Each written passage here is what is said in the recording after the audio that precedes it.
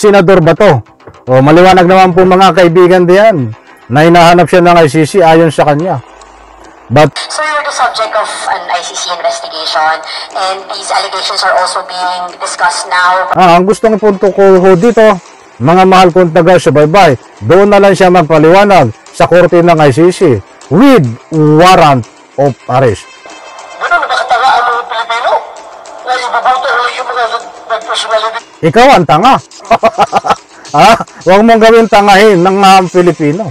Baka ikaw lang ang tanga, Senador Bato. Ay huwag kang gumawa ng istorya. Nililihis mo ang isyo.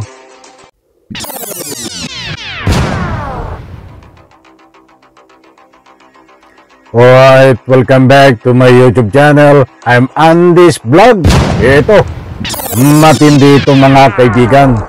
Senador Bato, hinahanap ng ICC. Subalit sa takot ay biglang nagtago. Naku ho. Mga kaibigan, ibabahagi ko po ito sa inyo. Mainit-init pa na balita. Mainit-init pa na kaganapan ho. Tungkol dito, latest update na isiniwalat na itong ICC ay hinahanap si Bato. Ngunit si Bato, dalahaw ng takot, ay biglang nagtago. Ay ala Bato, paano na yan? Hinahanap ka na ng ICC? Eto, wag po kayong alis, mga mahal kong taga-subaybay. Sa bandang gitna ho ng vlog na ito, ay bibigyan po natin ng highlight at ibabagi ko po sa inyo itong mismo na paghahanap ng ICC kay Senador Bato. At siyempre, padaanan po natin, gusto ko rin ibahagi ko po sa inyo na itong si Bato ay nagyayabang ginagawa, sabi niya, ay tanga daw ang taong bayan. Ginawang tanga pa ang taong bayan. Ay ikaw lang ang tanga, Senador Bato. Bakit ko po nasabi yan? Mga mahal kong taga-subaybay, eto ho, ang buong katotohanan. Ibibigay ko po sa inyo at ibabahagi itong mga galawan ni Bato at siyempre itong ICC na hinahanap si Bato, subalit nagtago itong si Bato. Ito po, inaanyayahan ko po kayong pakinggan. From Singapore's Straits Times. So you're the subject of an ICC investigation and these allegations are also being discussed now by your colleagues in the House of Representatives, Quadcom.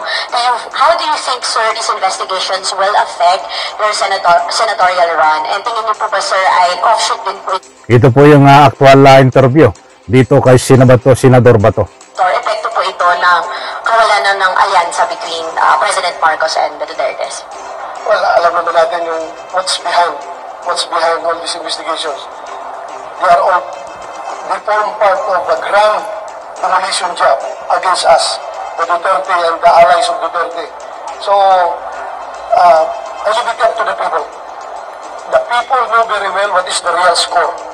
So, taong bayan na mag-decide kung talaga bang totoo yan o hindi, then makita natin yan sa resulta ng magiging resulta ng election. Kung sila naniniwala na si Bato ay masamang tao, then please, by all means, do not vote for me. Hindi ko naman talaga iboboto.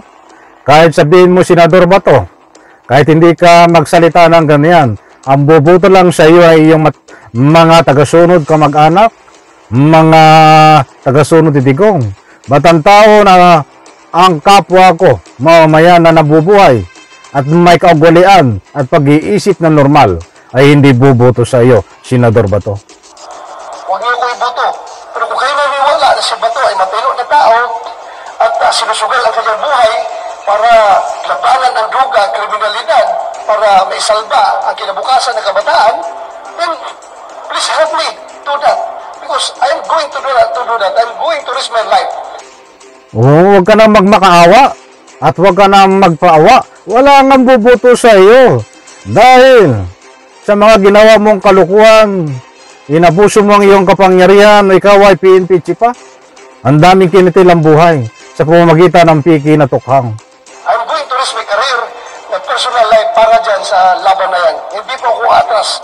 Kasi yung pag-launch namin ng war on drugs ni President Duterte, hindi naman yung ginawa namin para kami yumaman, para kami magkapera.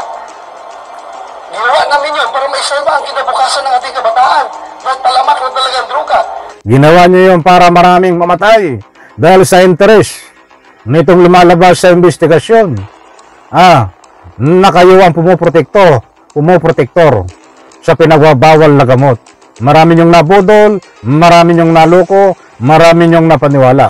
Huwag po kayong aalis mga mahal kong taga-subaybay. Dito ho, sa bandang gitna ng vlog na ito, ay dito natin maibabawi ko po sa inyo itong hinahanap si Senador Bato ng ICC. At sabi nga niya, ay siya, ay ayaw niya ayaw niyang magpahuli o ayaw niyang ayaw niya magpahalata. Bakit sabi niya ayaw niya Ito po. Ngayon, look, what is happening right now? Babalik na naman sila. Mga bata, nawawala. Na nakikidnap. Wala tayong balita kung nasaan yung mga bata na yan. So, hayaan ba natin yan na palagi na lang ganun? We have to continue doing what is good for this country.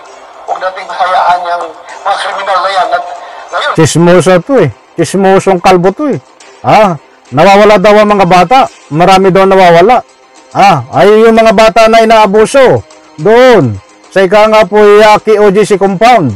Ang dami dapat yun nga pagtuunan mo ng pansin dahil ikaw isang senador. Ay hindi, pinagtatakpan mo pa. Kung naniwala sa iyo si General Torre at pinapalis mo dyan sa KOJC compound noon nung inuhuli si Kibuloy, ay hindi nahuli si Kibuloy. Buti hindi naniwala sa kagaguhan mo, Senador Bato.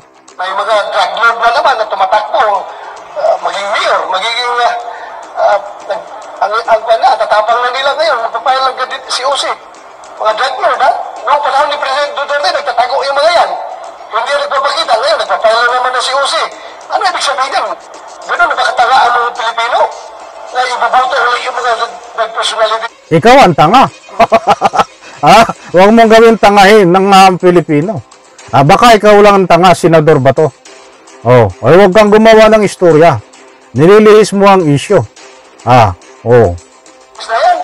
So ano magiging mangyari sa ating bansa? Diba lang kaya labanan natin yan? Sir, For the future of our children, Sir, and very our quickly. grandchildren. Sir, very quickly, has the ICC Office of the Prosecutor reached out to you for an interview? Wala. Wala pa. Merong nag-contact sa opisina, pero in-ignore man namin. Dahil alam mo namin na wala silang jurisdiction sa atin. May nagko-contact sa opisina ko, pero in-ignore namin. Hindi namin kinausap. Hindi namin pinatulan. Baka mamaya, mga gago-gago lang yun ng mga tao. Sasabihin mo, gago-gago, hindi pinatulan. Takot ka lang magpa-interview, takot ka lang magpa-imbestiga. Senador Bato. Maliwanag naman po mga kaibigan diyan na hinahanap siya ng ICC ayon sa kanya. But hindi siya sumagot, hindi niya pinatulan. Yung tinatawagan siya ng ICC para interviewin. Kasi yan po ang patakaran ng ICC. Kung pag iniimbestigahan ka, katulad ng ginawa kay dating Presidente Digong, tapos na kay dating Presidente Digong tatawagan ka o padadalan ka ng sulat, alin man doon, ayon sa ating pag-aaral, at kung hindi ka nakipag-communicate, ay diyan ka na lang sa korte ng ICC magpaliwanag. That's why, hindi siya po nakipag-coordinate dito sa investigasyon. Hinahanap siya ng ICC, maliwanag o diyan. Subalit, ayaw, sabi nga, in-ignore niya. Walang problema sa ICC yan. Kapag in-ignore sila, katulad dito ni Bato, sila ang sagot diyan ng ICC, ayun din po sa ating pag-research, ay doon na lang sila sa ika nga po korte ng ICC magpaliwanag. Pabor dapat kay Bato ito. Dahil kaya niyang idepensahan o mga tuwiran siya dito kung ini-interview siya ng ICC, iniimbestigahan. Subalit in-ignore niya. Panahon niya na para maipaliwanag habang wala pang warrant of arrest. Dito sa kanyang sa paghahanap ng ICC sa kanya. Subalit yung tawag ng ICC sa kanya at paghahanap sa kanya ay in-ignore niya. Ayaw sagutin.